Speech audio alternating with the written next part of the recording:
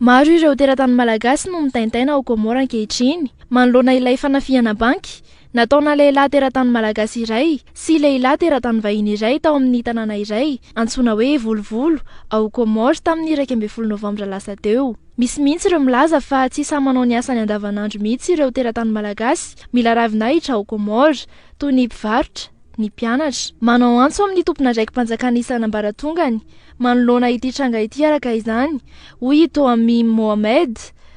tsy tokony angina fotsiny ny mpitondra malagasy manoloana ity tranga ity.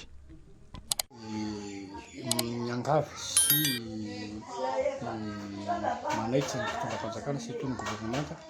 mba hijery akaiky ny olana ao Comore satria misy araka fanazavana hoe teratany malagasy nanafika sy nandratra Comoriana natao Comore ny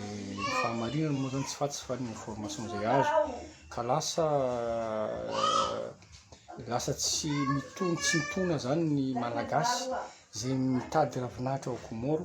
be ny malagasy havanany anabavy ray mandeha na ralahy malagasy mitady ravinahitra ao Comore de tena taitaina amle fiarahamonina ka nohon'izay tokony hitsanga ny gouvernemanta, hitsanga ny filoham-pirenena hijery akaiky mba hisy an'izay fandaminana sy fampiraharahana mba tsy hisiany olana eo amin'ny fiarahamonina zay misy ana Comore ary ireo malagasy havantsika zay miaina any Comore zay mba hisiany filaminana ka ingany manetana an'izay aho mba tonga any amin'ny tompona ndraiky sy voalohany sy ny gouvernemanta sy ny filoham-pirenena mba hijery akaiky an'izany mba handamina mba tsy hampisy olana. Efa misy moa ny filazana fikarohana nataon'ny mpitandro filaminana ao Comore ho an'ity teratany malagasy nanafika banky iray tao Comore ity ka nahafaty ilay olona mpiasa tao amin'io banky io.